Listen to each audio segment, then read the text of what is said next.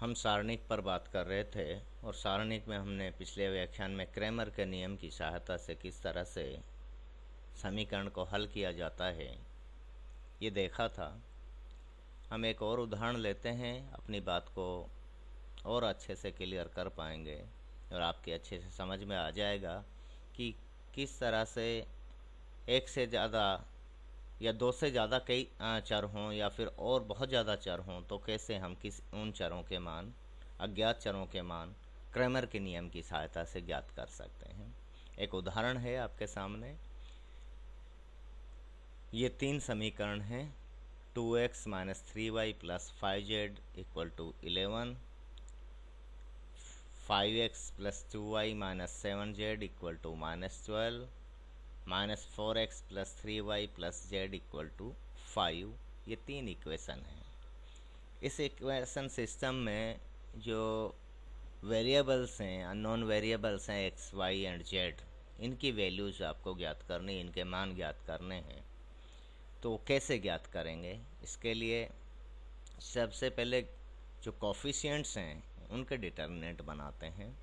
तो coefficient x के coefficient जो है 1, 5, -4, तो 2, 5, -4, तो 2, 5, -4 लिखा। y के कोफिशिएंट हैं जो 3, -3, 2, 3, -3, 2, 3, और z के कोफिशिएंट्स हैं 5, -7 एंड 1, 5, -7 एंड 1। इनका डिटर्मिनेंट सारणिक बनाया और इस सारणिक का मान ज्ञात करेंगे, क्योंकि ये हमारे बार बार काम आएगा। जितने भी अननोन वेरिएबल हैं उन सब के लिए बार बार हम इसको यूज करेंगे। अब A1 जो है सारणिक A1 क्या होता है, पिछले में शायद एग्जाम्पल में आपके क्लियर नहीं हुआ होगा, तो इसमें और अच्छे से हो जाएगा। A1 का मतलब ये है कि आप x की वैल्यू ज्ञात करना चाह रहे हैं, तो उसमें आप x की जगह जो पैरामीटर्स हैं, प्राचल हैं, उनको रख दीजिए। 11, आप प्राचल क्या है? 11 -12 5।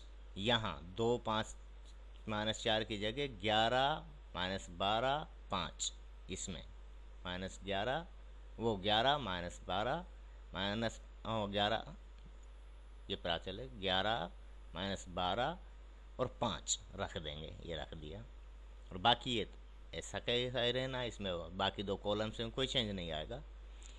ये A1 है। A2 क्या है?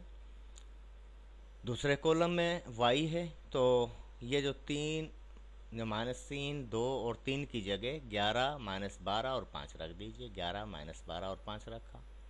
A3 क्या है? A3 तीसरे कॉलम में जो z है, इसके जो कोफिशिएंट हैं, गुणांक हैं, उनकी जगह ये प्राचल रख दीजिए।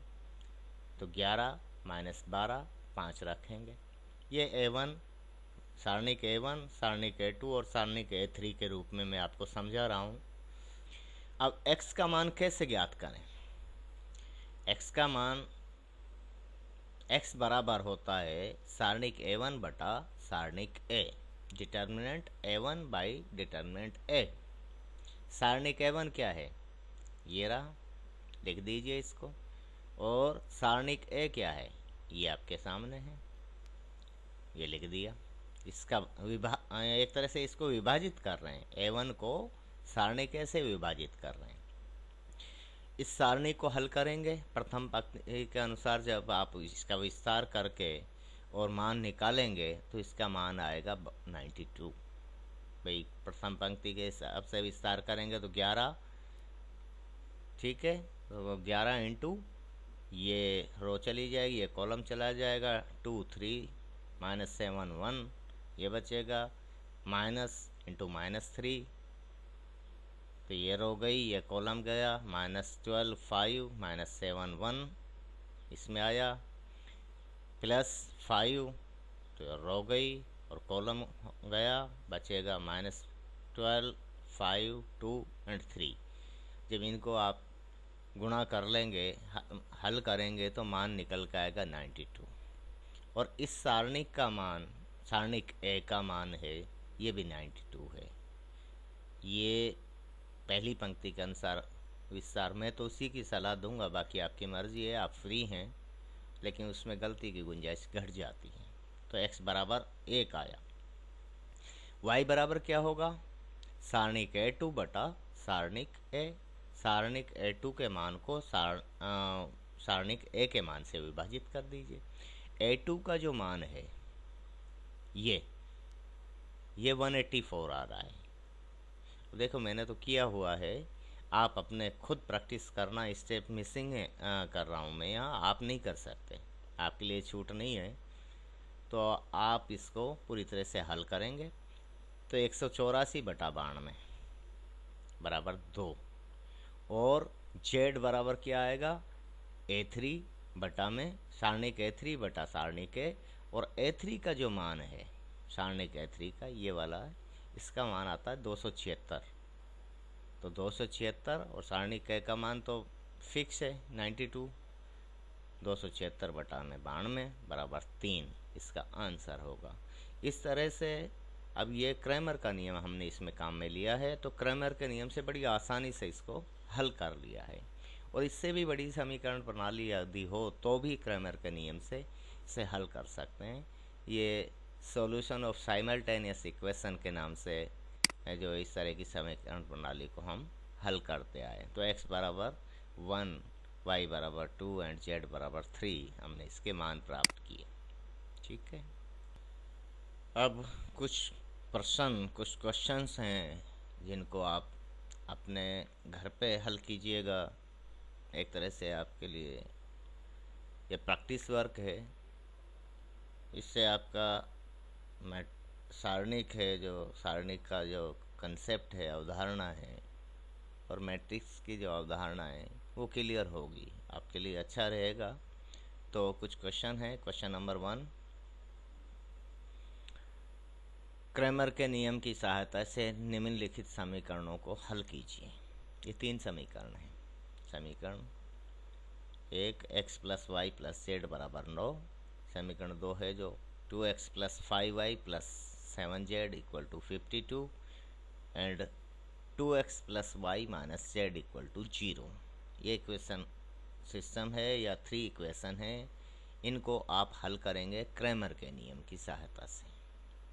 ठीक है, इसी तरह से दूसरा क्वेश्चन है कि एक सारणिक है, डिटर्मिनेंट है ये, इसका मान ज्ञात कीजिए या इसको हल कीजिए।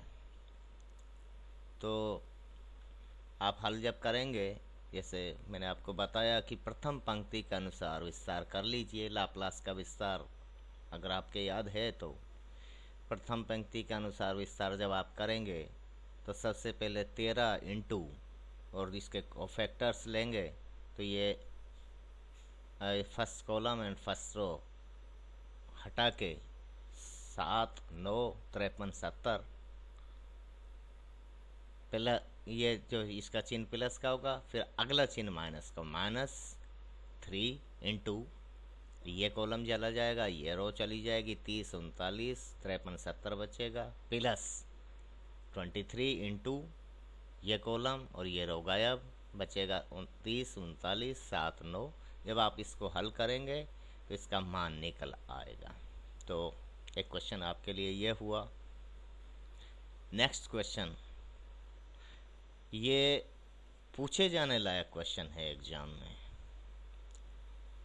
इन क्वेश्चनों से को अगर सोल्व करा जाता है तो लगता है कि आपने वास्तव में इस डिटर्मिनेंट की अवधारणा, सारणी की जो कंसेप्ट है उसको समझा है। तो एक क्वेश्चन है कि ये सारणिक है आपके सामने, 1, 1, 1, 3 रो हैं जिसमें और 3 कॉलम है। सारणिक में होते ही यही हैं, कॉलम एंड रोज की जो number of column equal to number of rows. 1 A cube, 1 B cube, 1 C cube, ये तीनों कॉलम हैं। तो इसको आपको सिद्ध करना है कि इसका मान इतना होता है, ये आप सिद्ध कीजिए, प्रूव इट। दूसरा, देखिए जब 20 नंबर में क्वेश्चन पूछता है तो जनरली एक से ज़्यादा, इसके साथ में कोई एक और क्वेश्चन ऐड कर देगी, ये अकेला 20 का नहीं होगा। इसलिए आपको थोड़ी सी अपने टाइम को लेके, टाइम मैनेजमेंट का आपको पता होना चाहिए। ये क्वेश्चन मुश्किल से आप 8 से 7 मिनट में इसको सॉल्व कर सकते हैं। तो ऐसे में आपके लिए इतना टाइम नहीं दिया जाएगा कि इस क्वेश्चन को 20 नंबर में रख दिया जाए। दूसरा ये है क्वेश्चन जिसमें एक सारणिक है। इस सारणिक से ये सिद्ध करना है कि इसका मान है जो 2a³ into b³ into c³ के बराबर होता है। एक और क्वेश्चन, क्रैमर के नियम से निम्न समीकरणों को हल कीजिए। ये एक समीकरण सिस्टम है, x + y + 3z = 0, x + 2y। ध्यान रखना यहाँ z मिसिंग है, z है ही नहीं, ठीक है। तो z का जो कोफिशिएंट 0 हुआ यहाँ, = 6, x + 3y + z = 8। और दूसरा, ये दो ही समीकरण हैं। वैसे आप इसको सीधा भी बड़े आसानी से हल कर सकते हैं, लेकिन हमने क्या लिखा है, क्रैमर के नियम को काम में लेना है, तो आप इसे क्रैमर के नियम के से ही हल करेंगे। एक और क्वेश्चन,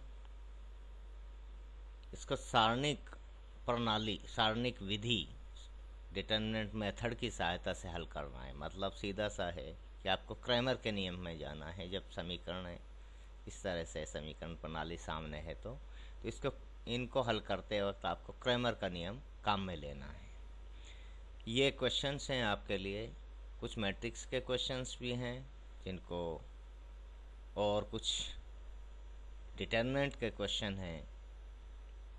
ख़ास तौर से मैंने इसमें क्वेश्चंस जो आपको लिए हैं, एक तो क्रैमर के नियम पर आधारित है, दूसरा सारणिक की जो गुणधर्म हैं, प्रॉपर्टीज़ हैं, उनको ध्यान में रखकर तैयार किए हैं। इनको आपको हल करना है। इस व्याख्यान में इतना ही।